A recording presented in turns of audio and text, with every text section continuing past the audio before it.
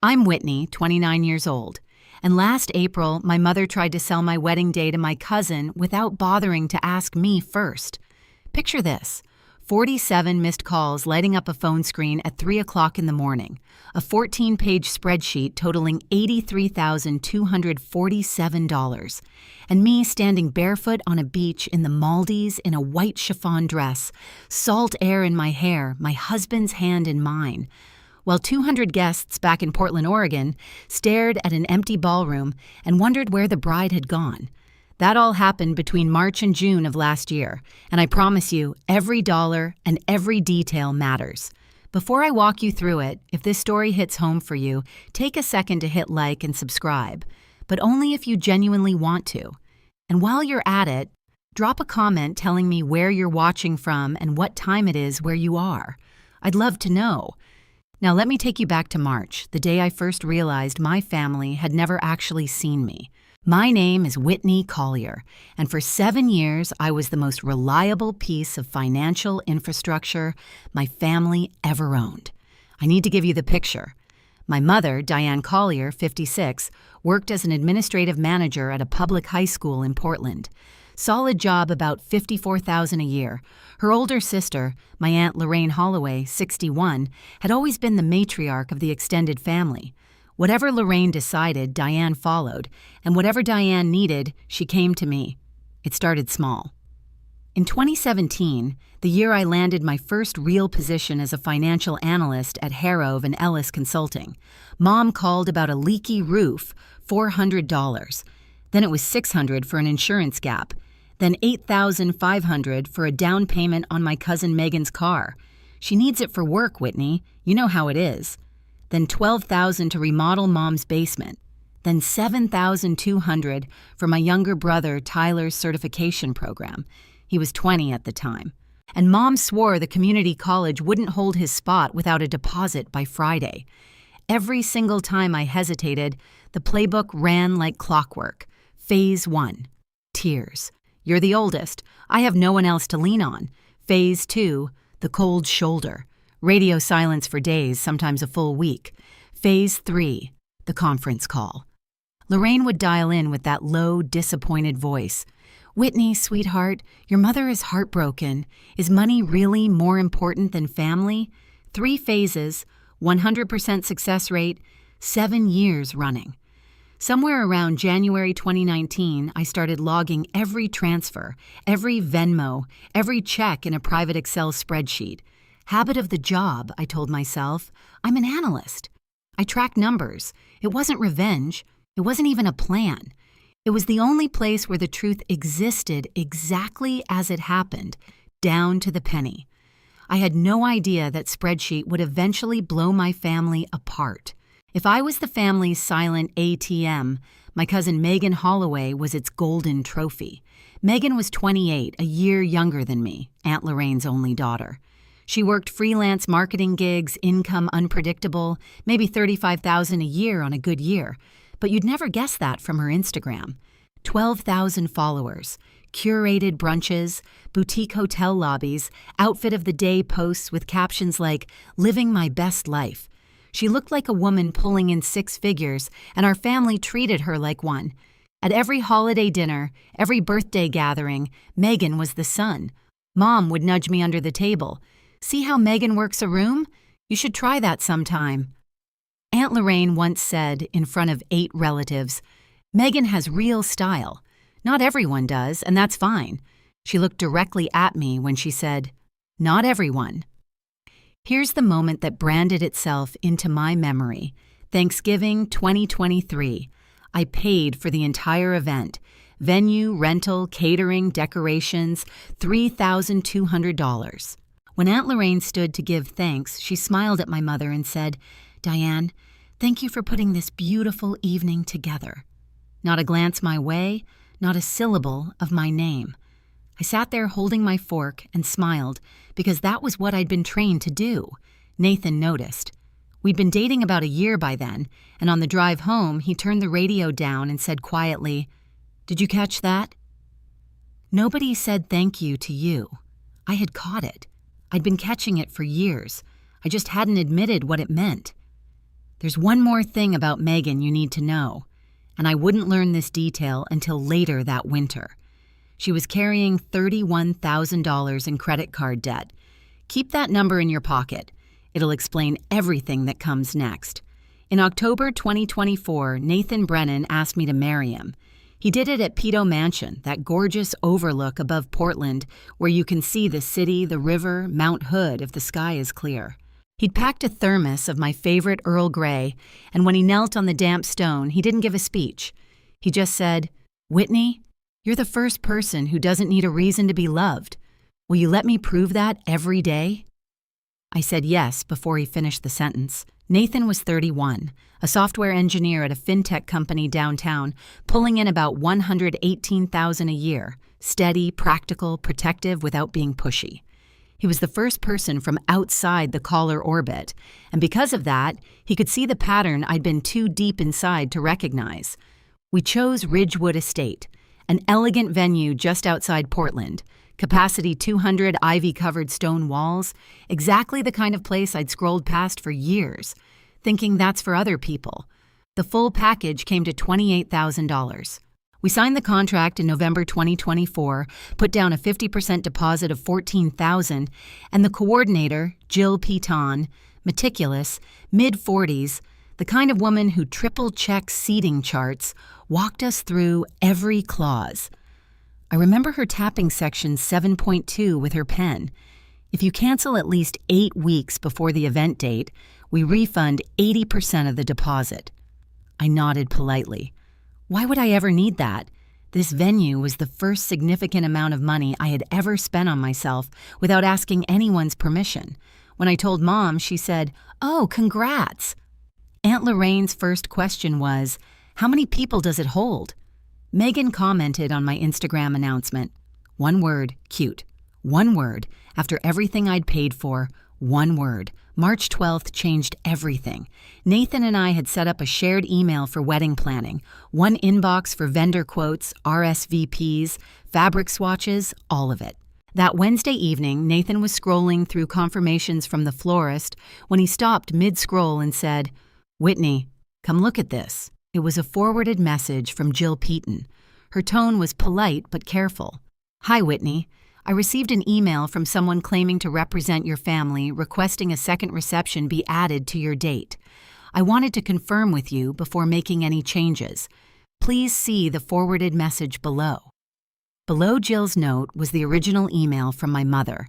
"Dear Jill, I'm Diane Collier, Whitney's mother and family representative. We'd like to add a second celebration for my niece, Megan Holloway, on the same date, sharing the ballroom and splitting costs. Whitney has agreed to this arrangement. Please send us a revised quote. Thank you." I read it 3 times. My vision tunneled. Whitney has agreed to this arrangement. I had agreed to nothing. Nobody had called me, texted me, or even hinted at this. My hands were shaking when I dialed Mom. She picked up on the second ring. Breezy, like nothing in the world was wrong. "Oh, sweetie, I was going to tell you. Aunt Lorraine mentioned Megan just got engaged too, and the venue is so gorgeous. So we thought, why not share? You split $28,000, you only pay $14,000. It's a win for everyone. Don't be selfish about it. Don't be selfish." The woman who had taken $83,000 from me over 7 years was telling me not to be selfish about my own wedding. I managed 4 words before I hung up. I never agreed. "Mom," she called back twice. I didn't answer. That night, I sat alone at the kitchen table, laptop open, the apartment dark except for the blue glow of the screen. Nathan had gone to bed after squeezing my shoulder and saying, "Take the time you need." I opened the spreadsheet. I'd been updating it for 6 years. Columns for date, amount, purpose, who asked, how they asked, and a notes field where I sometimes pasted screenshots of the text messages that preceded each transfer. It had started as basic bookkeeping. Now scrolling from the first entry in January 2017 to the last one in February 2025, it read like something else entirely. I began tallying, not the way I usually did, skimming for monthly totals. This time I pulled every line into a summary sheet and let the formula run. Basement remodel for Mom, $12,000. Megan's car deposit $8,500. Tyler's certification tuition $7,200. Thanksgiving and Christmas gatherings 7 years running, averaging roughly $3,500 each year, $24,500. Grandpa's funeral expenses that nobody else offered to cover, $6,800. Aunt Lorraine's 60th birthday party, $4,200. And then the long tail of emergencies. A broken furnace, a parking ticket, a bridesmaid dress for Megan's friend's wedding that somehow became my bill, a dental crown for Mom, deposits and late fees and grocery runs and on and on. $20,047. The cell at the bottom turned bold, $83,247. I stared at it, then I opened a second column, amount family has spent on Whitney, and typed a 0. My birthday last year. No one called, no card, no text, no dinner. Mom forgot. I heard Nathan's footsteps behind me.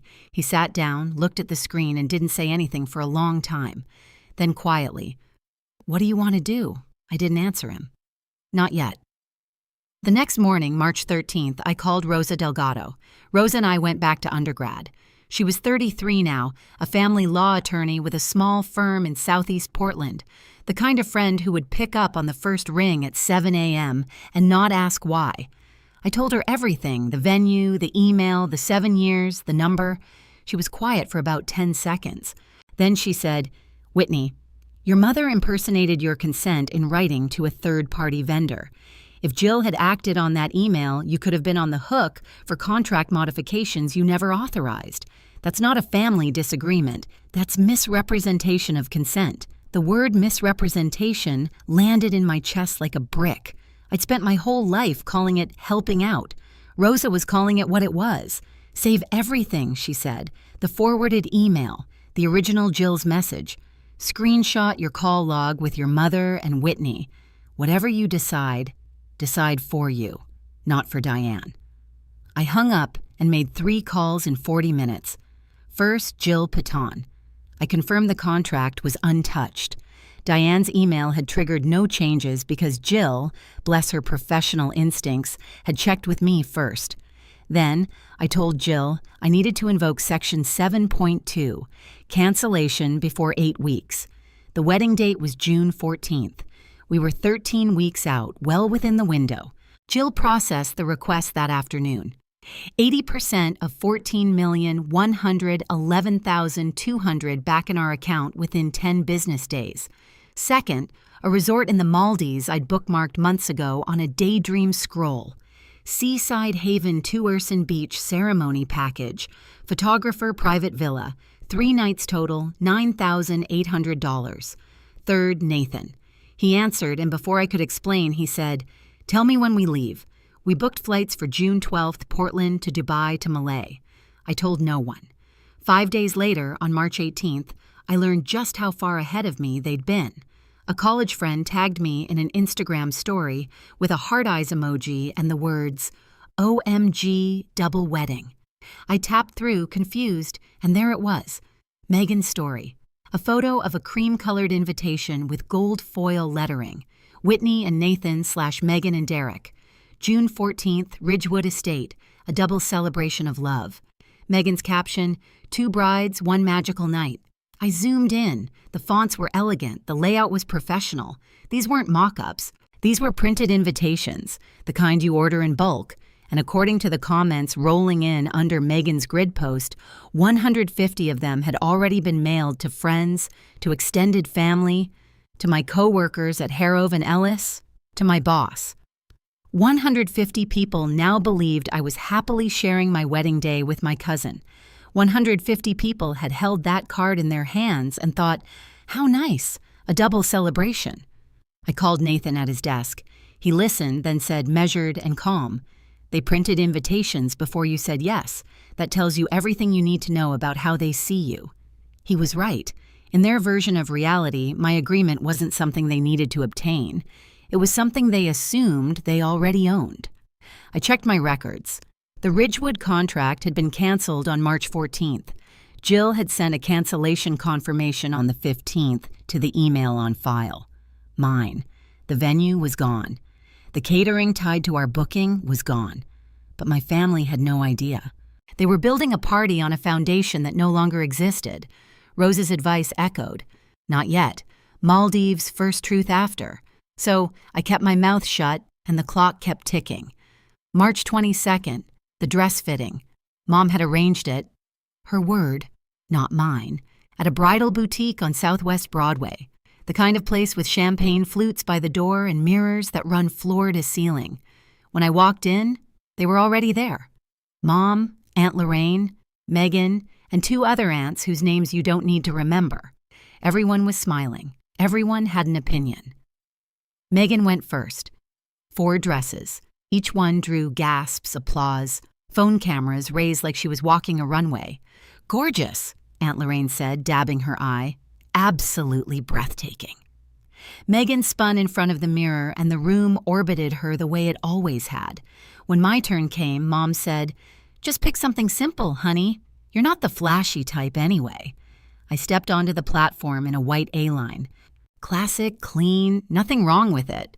The room was quiet. Nobody raised a phone. Lorraine examined her manicure. Megan glanced up from her own reflection and said in a voice you'd use to compliment a child's finger painting, "Oh, want me to take a pic for you, Whitney?" I smiled and said, "Sure." One photo taken from a low angle that caught the fluorescent light and half of Lorraine's shoulder. That was my fitting. In the restroom afterward, I locked the stall, sat on the closed lid, and texted Nathan. "I'm fine. 83 days. I'll wear this dress on a beach. Not here." He sent back one line. "Then that dress is going to have the best day of its life." I washed my face, walked back out, and hugged my mother goodbye. It was the most deliberate performance I had ever given, and for the first time, keeping a secret from my family didn't feel like guilt. It felt like freedom. 3 days later, my phone lit up with a name I didn't expect. Grandma Eleanor. Eleanor Collier was 84, sharp as a tax audit, and living at Maple Grove Senior Residence in Salem, about an hour south of Portland. She was Mom's and Lorraine's mother, the woman who'd raised them both. And she almost never called. When she did, it meant something. "Whitney, sweetheart," she said. Her voice was thin but steady, the way old oak sounds when wind passes through it. "I got a pretty invitation in the mail. Your name and Megan's name both on there. I just want to ask you one question." "Okay, Grandma. Are you happy about it?" I pressed the phone hard against my ear. In 29 years, through every holiday dinner and every silent bank transfer, and every time I smiled when I wanted to scream, nobody in my family had ever asked me that. Not once. Not my mother, not Lorraine, not Megan, not Tyler. Nobody. Grandma Eleanor was the first. I couldn't answer right away because my throat had closed. 8 seconds of silence that she didn't try to fill. "Grandma," I finally said, "nobody asked me that. You're the first person." She let out a long breath. "I know my girls, Whitney, Diane, and Lorraine. They're built like me in the worst ways. Always worried about what people see. But a wedding is yours, honey. It's not a stage for somebody else's show. I didn't tell her about the Maldives. I didn't tell her the venue was already canceled. I just said, 'I'll be okay, Grandma, I promise. I believe you,' she said. And she meant it." After we hung up, I cried, for the first time since the night I tallied the spreadsheet. Not from anger, from the simple, devastating relief of being seen by someone who actually cared whether I was happy. The last week of March, the pressure came from every direction at once. Mom called daily. Every conversation ended the same way, a hook pulled from the same guilt trip playbook I'd memorized by heart. If you back out of the double wedding, you're telling me you don't respect this family. Aunt Lorraine says, if you don't cooperate, she won't come, and Grandma won't come either. She wielded Grandma Eleanor's name like a hostage negotiator, and it made my stomach turn because I just heard Grandma's actual voice asking the only question that mattered. Lorraine's attack came in writing, an email, subject line, family unity, 3 paragraphs of polished condescension. In this family, we share. If you choose to be selfish, you will isolate yourself. Your grandmother is 84 years old. She wants to see her family together. Are you really going to deny her that? And then Megan sliding into my DMs with a message so perfectly passive-aggressive it could have been framed. Hey, Whit just wanted to say I'm so excited about our double wedding. Derek and I are planning the sweetest surprise for you at the reception. Don't worry, I'll handle the decor half. You know I have better taste anyway. I screenshotted everything. Lorraine's email, Megan's message, my phone's call log showing 19 incoming calls from Mom in 7 days. I dragged every file into a folder on my desktop labeled 2025 March. Rosa had told me to save it all, and I did. When Mom called again that Sunday night, I kept my voice even. I understand, Mom. I'll think about it. What I was really thinking about was a boarding pass dated June 12th and a beach ceremony 9,000 meters away. But she didn't need to know that. Not yet. April 5th, a Saturday. Dinner at Aunt Lorraine's house. 12 people around a long dining table. Lorraine at the head naturally. Mom to her right, Megan and her fiancé, Derek Voss, across from me. Derek was 30, a real estate agent, decent enough guy who always looked slightly uncomfortable at family events, like he'd wandered into someone else's reunion. Then there were 2 other aunts, an uncle, a few cousins, and Nathan beside me, his hand resting on my knee under the table. Lorraine clinked her glass before the salad course. I'd like to raise a toast to our 2 brides. The room applauded. Megan beamed. I smiled and lifted my water.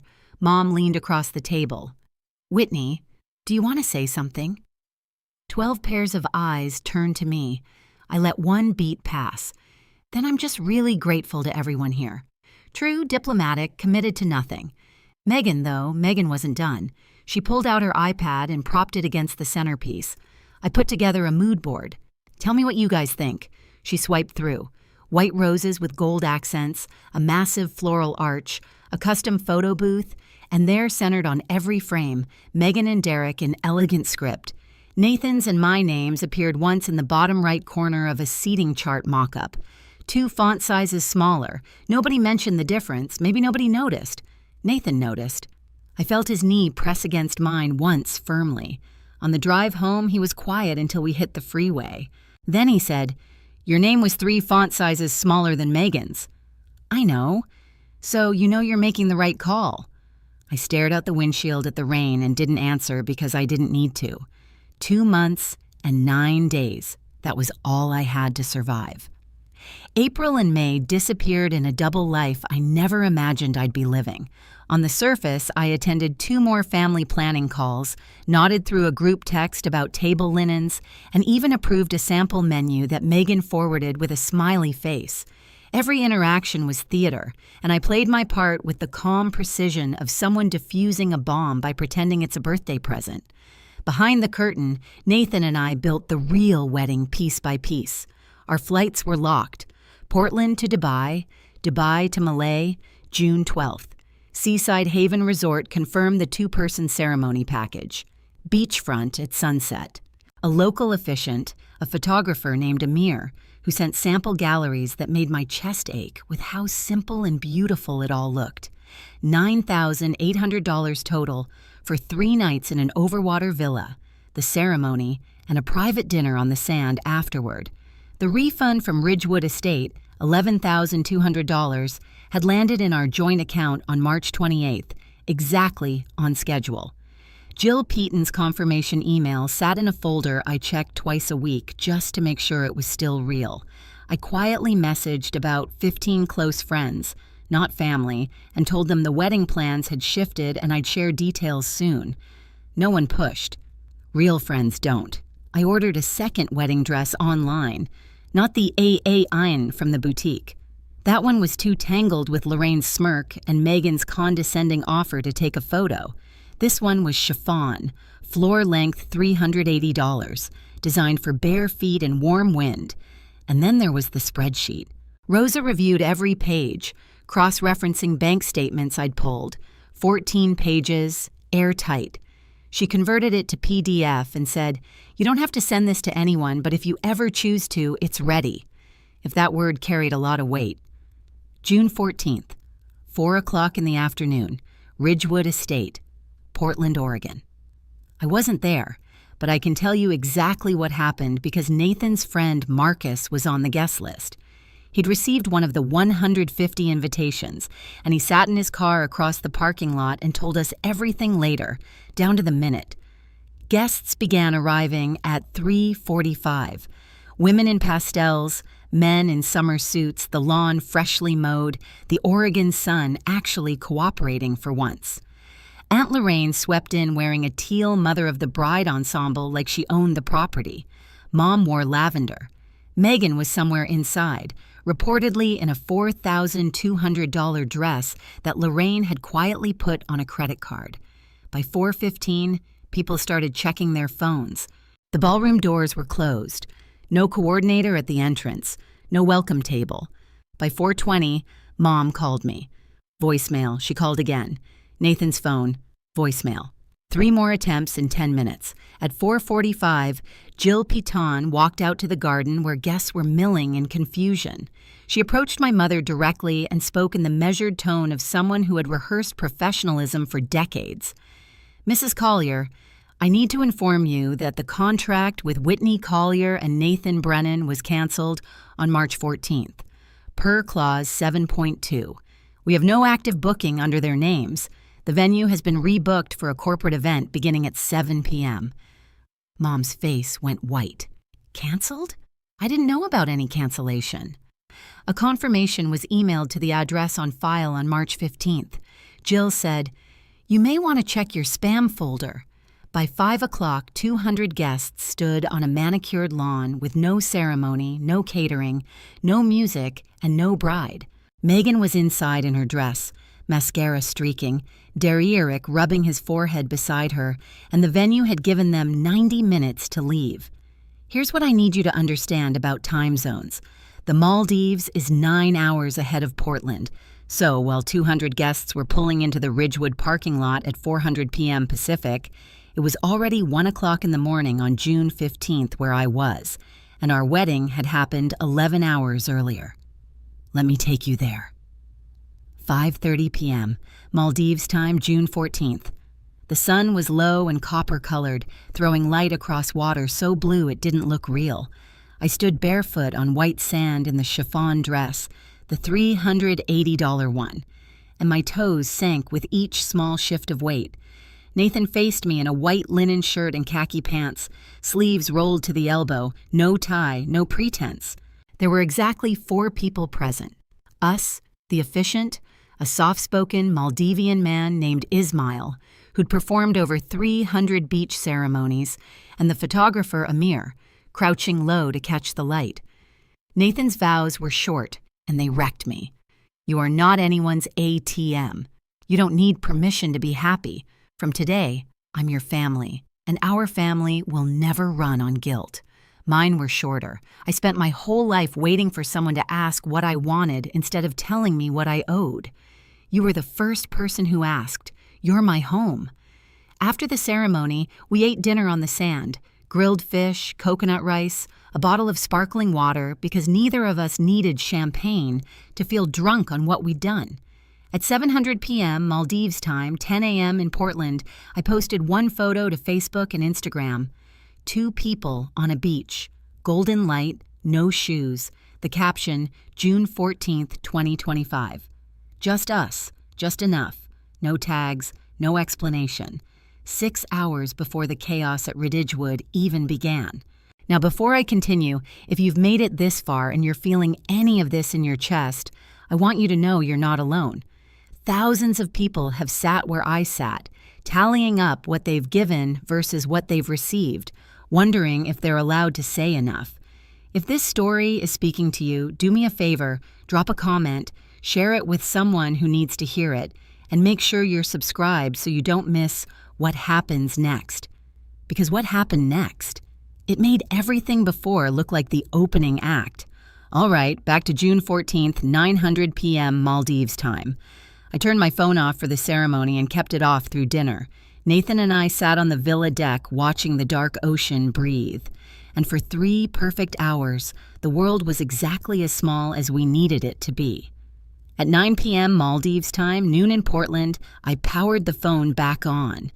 It took 45 seconds for the notifications to finish loading. 47 missed calls, 19 from Mom, 11 from Aunt Lorraine, 8 from Megan, 5 from Tyler, 2 from numbers I didn't recognize, 2 from Aunt Linda, 93 text messages. Mom's thread alone was a timeline of disintegration. The early ones, sent around 3:00 p.m. Portland time, were confused.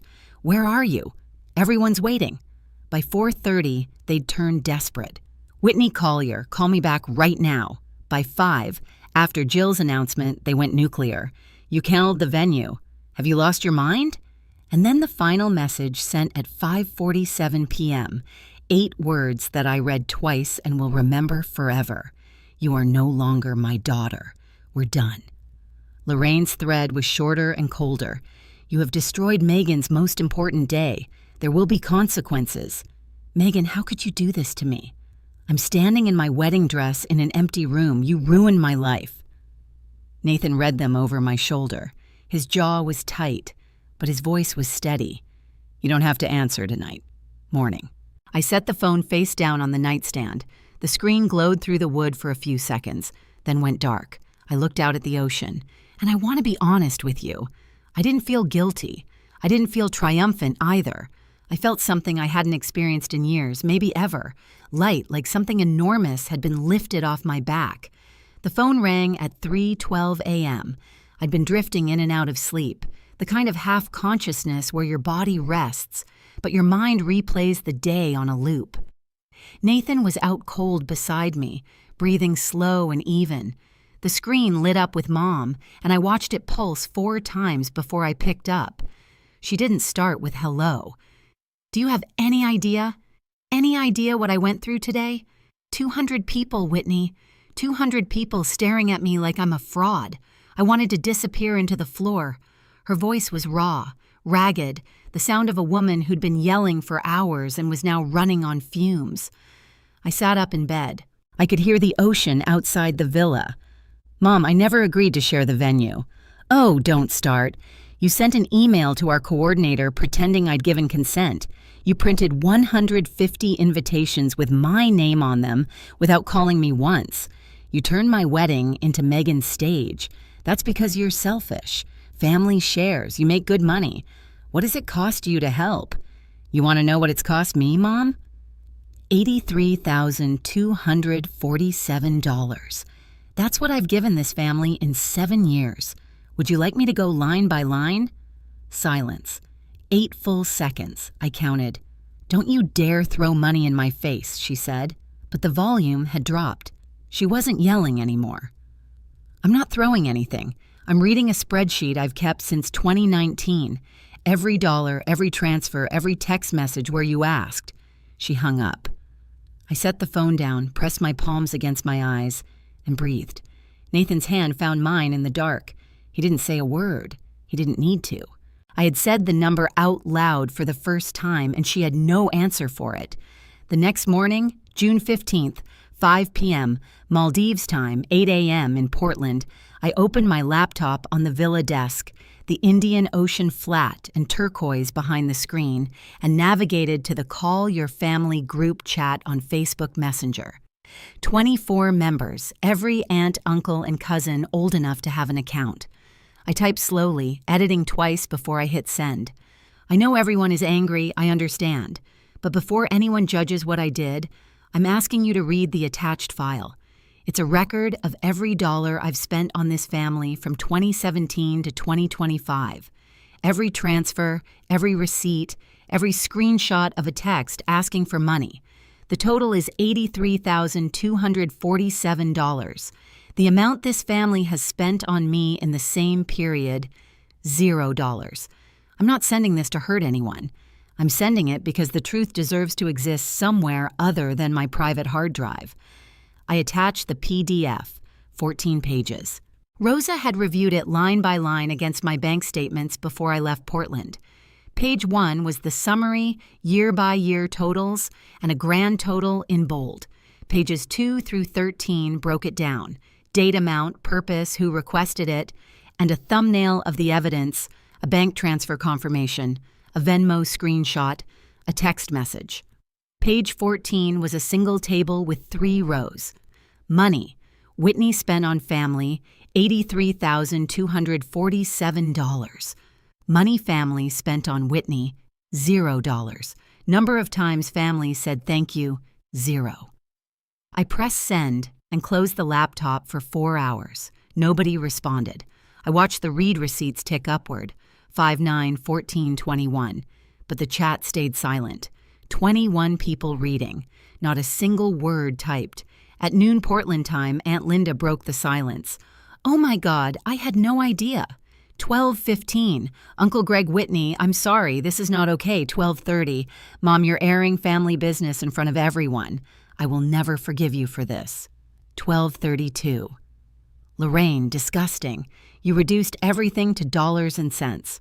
But the rest of the chat stayed quiet, and in that silence, I heard something I'd never heard before from my family, the sound of people who couldn't argue with the math. The numbers started moving within 24 hours, and I tracked them the way I track everything carefully.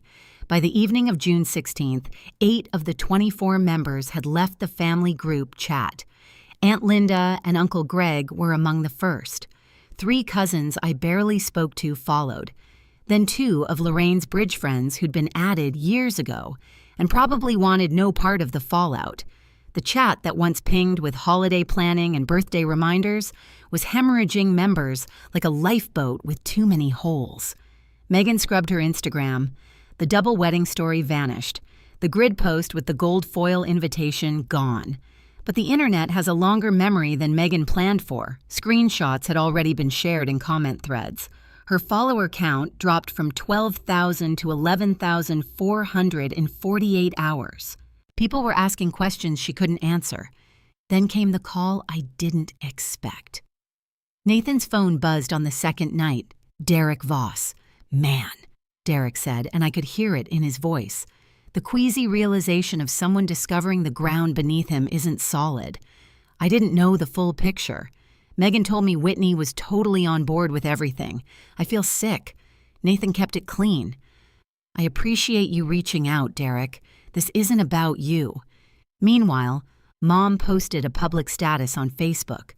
When your own child turns their back on family, you learn who really loves you. It collected 14 likes, 3 sympathetic comments, but 7 people asked what happened. And when someone, I still don't know who, shared the spreadsheet PDF in the thread, 4 of the 14 likes quietly disappeared. And then Tyler texted me. My little brother, 22 years old, a kid I'd paid $7,200 to put through a certification program. His message was 1 paragraph long, and it cracked something open in my chest. "I didn't know it was this bad, sis. I'm sorry I never said anything." I wrote back, "You don't owe me an apology. Just remember, don't let anyone do to you what they did to me." By June 17th, Megan tried the only playbook she knew, the victim narrative. She posted an Instagram story, long, text-heavy, no filter for once, that opened with, "I've been going through something really hard, and I just need grace right now." She talked about feeling blindsided and heartbroken without mentioning the forged email, the uninvited invitations, or the $31,000 in credit card debt that had made piggybacking on my venue so appealing in the first place. It might have worked if the spreadsheet hadn't already been circulating. Mutual friends, people who'd known both of us since college, left comments that were polite but pointed. "Didn't you know the venue was booked under Whitney's name, and the spreadsheet is all over the family group chat? Meg." Megan deleted the comments, but screenshots traveled faster than her thumbs. The real aftershock, though, was Derek. He didn't break up with her. But on June 21st, he told Megan the wedding was on hold indefinitely. His reason relayed to Nathan in a brief phone call. "If your family lied to Whitney and let me believe she was fine with everything, what else don't I know? I need to understand what actually happened before I stand at an altar." They weren't over, but the trust was fractured, and Derek insisted on couples therapy before any new date would be set. Aunt Lorraine predictably blamed me. She called Aunt Linda and declared that I had sabotaged Megan's happiness. But Linda, quiet, overlooked. Linda sent Lorraine a private message that Whitney would only learn about weeks later. Lorraine, I read the spreadsheet. Whitney paid $4,200 for your 60th birthday party. Did you know that? Lorraine never responded, and Megan went silent on social media for 2 straight weeks, the first digital blackout in 5 years. For someone who'd built her identity on being seen, the silence said everything. The fallout for Mom was slower, quieter, and more devastating than anything that happened online. Within the week following June 14th, the story spread through the extended caller network, roughly 40 people across 3 generations. The spreadsheet PDF was forwarded at least 5 times that I could track, though probably more. And the question everyone was asking wasn't why did Whitney run? It was, did Diane really take $83,000 from her own daughter? The answer was 14 pages long, and nobody could dispute it. The first domino fell at Maple Grove. Grandma Eleanor called Mom. I wasn't on the line, but Tyler told me afterward, word for word, because he'd been in the kitchen when Mom took the call on speaker by accident. Diane, Grandma said, I raised you better than this. You used your daughter like a cash machine for 7 years. $83,000. I am ashamed. Mom cried. She cried for a long time, but she didn't argue. There was nothing to argue. The numbers were the numbers. The second domino fell at St. Andrew's, the church the Collier family attended every Sunday. People talked.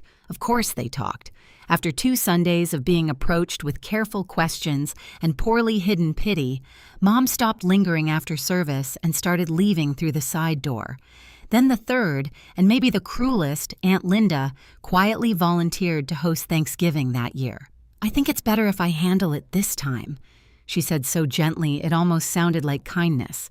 But everyone understood what it meant. For 20 years, Diane Collier had organized the family Thanksgiving. It was her one piece of visible authority, her proof that she mattered. And just like that, it was gone. Mom didn't call me for 3 weeks. The longest silence of my life, and the first one that didn't feel like punishment. It felt like breathing room. June 20th, Portland International Airport, Gate C-12. Nathan and I walked off the jetway with tans we hadn't earned, and a marriage license from a country most of my family couldn't find on a map. Our carry-ons were light. Everything else, the notifications, the voicemails, the wreckage was heavy enough. The apartment smelled like stale coffee and the basil plant Nathan had forgotten to water. I set my bag down, opened the laptop, and the screen lit up like a switchboard. 214 Facebook notifications, 38 emails, 12 voicemails. The digital debris of a family implosion. I didn't open everything. Rosa had coached me before I left. When you get back, triage. Only read what moves you forward. Everything else is noise. So I filtered. Rosa's messages read. Tyler's read. Grandma Eleanor's voicemail. 7 seconds. Just her voice saying, "Welcome home, sweetheart." Jill Piton's final confirmation that the refund had been processed and the file was closed. Those 4. Everything else I left blue and unread. Nathan heated leftover soup, the kind that comes from a can, nothing fancy. And we sat at the kitchen table where 3 months earlier I'd stared at a spreadsheet and felt the floor shift under my life. So he said, stirring his bowl, "We need to figure out who gets to be in our life and on what terms." I pulled a legal pad from the drawer, the yellow kind, lined, the most unglamorous tool in the world, and wrote 2 words at the top. My boundaries. Not a declaration of war, not a revenge plan, just a list. A line drawn in ink by a woman who'd spent 29 years not knowing she was allowed to hold a pen. The question now was, who would respect that line and who wouldn't? Tyler's message arrived on June 22nd, 2 days after we got home. It wasn't a text. It was a full email, which for a 22-year-old felt almost ceremonial. Whitney, I read the spreadsheet. All 14 pages. I saw the line. $7,200. Tyler's certification program. I didn't know that money came from you. Mom told me it was from her savings. She looked me in the eye and said she'd been putting it aside for years. I believed her. I'm not going to pretend I knew and stayed quiet. I genuinely didn't know, but I should have asked. I should have noticed that you paid for everything and nobody ever said your name at the table. I want to pay you back, not all at once. I'm on a part-time salary, but I'll figure out a plan. You'll get every dollar, I promise." I sat at my desk and read it twice. The second time, the line about Mom's lie hit different. She hadn't just taken my money, she'd taken credit for it. She'd let my brother believe she was the one sacrificing while I quietly wired the funds and got nothing in return, not even the truth. I wrote back, "Tyler, you don't owe me money, you owe me nothing. But I'm going to ask you for something worth more than $7,200. Don't let anyone turn you into what they turn me into. If someone asks you for money and follows it up with tears and silence when you hesitate, that's not love. That's a system. And you deserve better." He called me that night. We talked for 40 minutes, the longest conversation we'd had in years. By the end, I'd invited him to dinner the following Saturday. He became the only family member on the weekly call list, the only one who didn't need conditions, because he'd already met them. He told the truth, and he showed up. June 28th, a Saturday, I spent the morning drafting an email I'd been composing in my head since March. Rosa didn't write it for me. She offered, and I said no. This had to be my voice. But she reviewed it for clarity and tone before I hit send, the same way she'd reviewed the spreadsheet. Calm, factual, unassailable. Subject line, "Moving forward, my boundaries. Mom, I love you." That's true. And nothing that happened changes it. But I can't continue a relationship where I am the one who gives endlessly and receives nothing back. Not money, not acknowledgement, not respect. For us to move forward, I need 3 things. 1, you acknowledge that sending an email to Jill Piton claiming I had agreed to share the venue was wrong, not a miscommunication. Wrong. 2, you never again make a financial decision or sign anything on my behalf without my explicit written consent. 3, you stop comparing me to Megan or to anyone. I am not a supporting character in someone else's story. If you're willing to meet these conditions, I'm here. We can rebuild. It won't be overnight, and it won't be the way things were before, because the way things were before nearly cost me everything. If you're not ready yet, that's okay too. I'll be here when you are, but I'll be here at a safe distance, Whitney. I read it aloud to Nathan before sending. He listened without interrupting, then said, "That's the strongest thing you've ever written." I clicked send at 11:04 a.m. The raid receipt came back at 9:47 p.m., nearly 11 hours. I could picture her reading it at the kitchen table, maybe rereading it, maybe sitting with it the way I'd sat with the spreadsheet that night in March. She didn't respond. 1 day passed, then a week, then 2, and for the first time, her silence didn't crush me. It just confirmed what I already knew. The next move was hers, and I was done performing. Lorraine's response came on July 2nd. 1 final email, 5 sentences, no warmth. "Whitney, you have destroyed this family. Your spectacle was selfish. Your spreadsheet was manipulative. And your absence from that venue humiliated people who have loved you your entire life. I have nothing more to say. Do not contact me again." I read it once, forwarded it to Rosa for the file, and didn't reply. Some doors close themselves, and the kindest thing you can do is let them. Megan's message arrived 3 days later on July 5th. It was longer, messier, and harder to dismiss. "Whitney, I know I owe you an apology. I knew about the email Mom sent to the coordinator. I knew about the invitations before they were printed. I should have said something. I'm sorry." Then the second paragraph.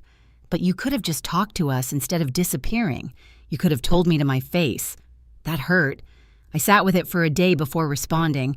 When I did, I kept it to 2 sentences. I spent 7 years talking to this family, Megan. It cost me $83,247 and 0 respect." Talking didn't work. She didn't write back.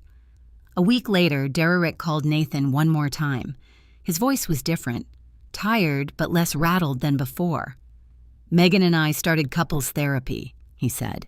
"I think we both have a lot to figure out." "I just wanted you to know," Nathan said. "I respect that. Good luck, man." When he hung up, I asked if he thought Megan would actually change.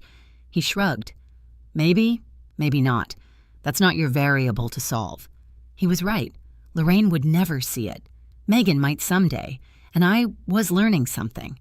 I wish I'd understood a decade earlier. Healing doesn't require everyone to apologize. It only requires you to stop waiting for them to. July 19th, a Saturday evening, our apartment.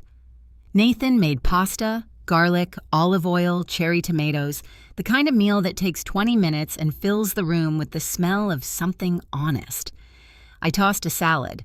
Rosa brought a bottle of red and a corkscrew because she said she didn't trust ours. Tyler showed up with a bottle of wine, too, a $12 Pinot Noir, and handed it to me with a look that was half shy, half proud. Bought it with my own paycheck, he said, not from anyone else's savings. Hannah Park, a colleague from Harrove and Ellis, who'd become one of my closest friends in the past year, arrived with brownies. Marcus, Nathan's college roommate, the same Marcus who'd witnessed the Ridgewood disaster from the parking lot, brought garlic bread and a story about finding a bewildered catering truck circling the venue that evening with nowhere to unload. 6 people around a table meant for 4, elbows touching, plates passed hand to, and conversations overlapping in the way that only happens when no one is performing. Nobody mentioned Mom. Nobody mentioned Lorraine or Megan or the spreadsheet or the 200 guests or the Maldives. We talked about Marcus's new job, Rose's impossible client, Tyler's plan to take night classes in the fall, the fact that Nathan had finally killed the basil plant beyond resuscitation. 3 hours, the easiest 3 hours I'd had in years. When everyone left and Nathan and I were rinsing plates at the sink, I looked at the table, empty glasses, crumbs, a stain from where Tyler knocked over the salad dressing, and thought, this is 6 people, not 24, not 206. And every single one of them chose to be here. Total cost of the evening, $47, the cheapest family dinner I'd ever hosted, and the first one where I didn't pay alone. 5 weeks of silence. And then on August 2nd, my phone rang. I was at the kitchen counter chopping peppers for a stir-fry.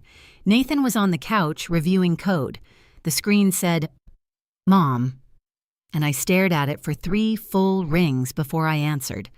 Her voice was small, not the furious rasp of the 3 a.m. call, not the weaponized grief of the guilt trips. Small, the way a person sounds when they've been sitting alone with something heavy and have finally decided to set it down.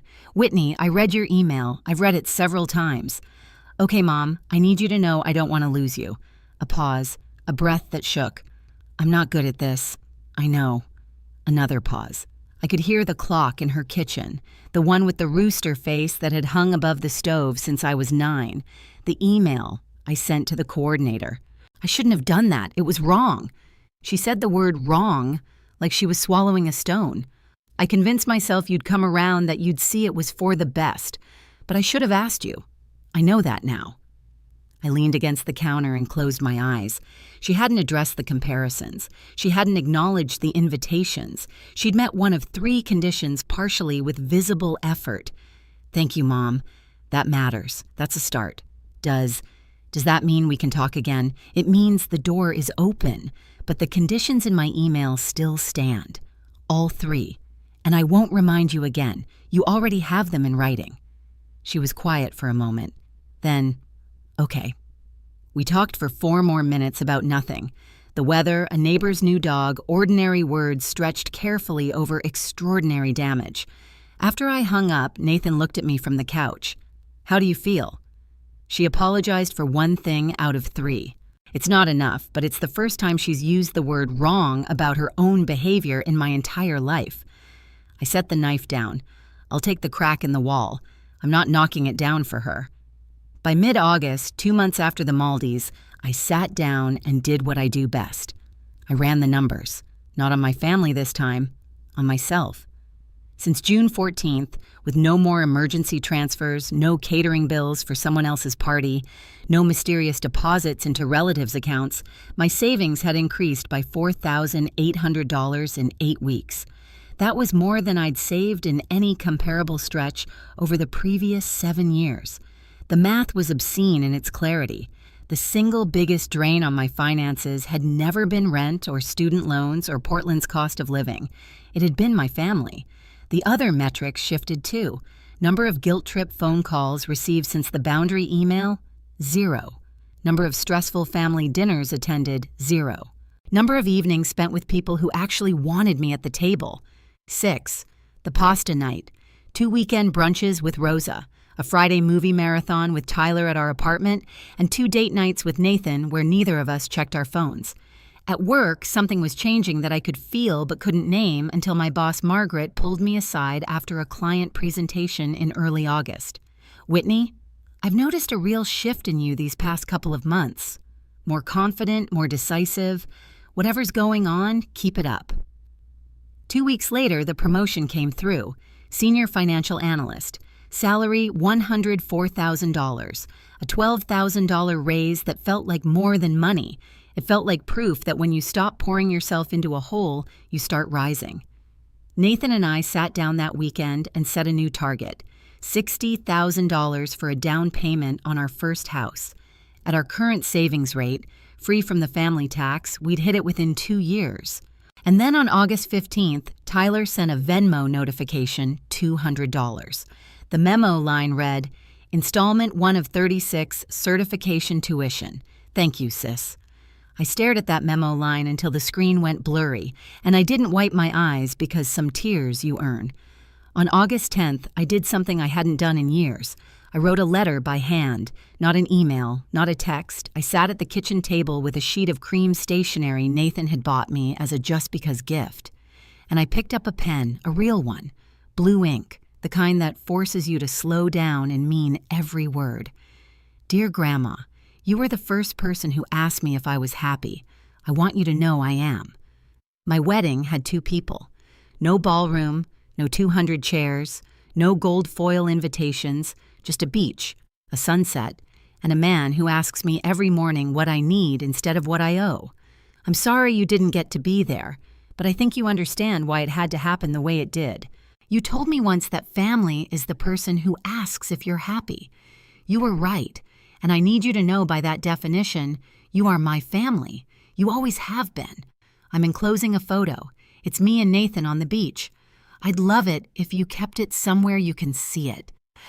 I love you, Whitney. I slid the Maldives photo, the one from the ceremony, printed on matte cardstock into the envelope, addressed it to Maple Grove Senior Residence in Salem, and dropped it in the mail on my way to work. 3 days later, my phone rang. Grandma Alelinar, I picked up immediately. "Sweetheart," she said, and her voice was warmer than sunlight. "I hung your picture right next to my bed. You're beautiful. Nathan's a good-looking man. And the ocean? My goodness, it looks like a painting. It felt like one, Grandma. I believe that." A soft pause. "You chose right, Whitney. Don't let anybody tell you different. I promised her I wouldn't, and I meant it the way you mean something you've paid $83,000 to learn." So that's my story.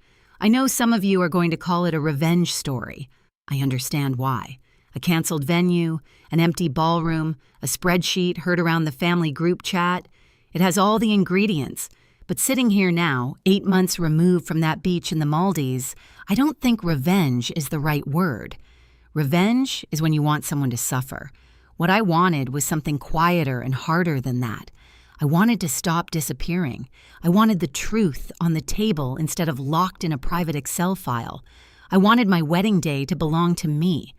If any of this sounds familiar, if you're the person who picks up every check and never gets thanked, the one who drops everything when the phone rings and then wonders why no one calls on your birthday, the one who has been told your whole life that setting a boundary is the same thing as being selfish, then I need you to hear this. You are not selfish for choosing yourself. You are not cruel for saying no. And you are not alone. $83,247 years. That was my tuition. I hope your lesson costs you less. But whatever the price, it's worth it. Because on the other side of that boundary, there's a table with people who actually want you sitting there. Trust me, I'm at mine right now. Here's my question for you, and I mean it. Drop your answer in the comments. If you were in my shoes, what would you have done? A. Cancel everything and fly to the Maldives the way I did. B. Confront the whole family at the venue in front of 200 people. Or C. Stay quiet and go through with it. I want to hear your answer. And if this story hit home, share it with someone who needs it today. There's another story waiting for you in the description. I think you'll feel that one too. Thank you for staying with me until the end.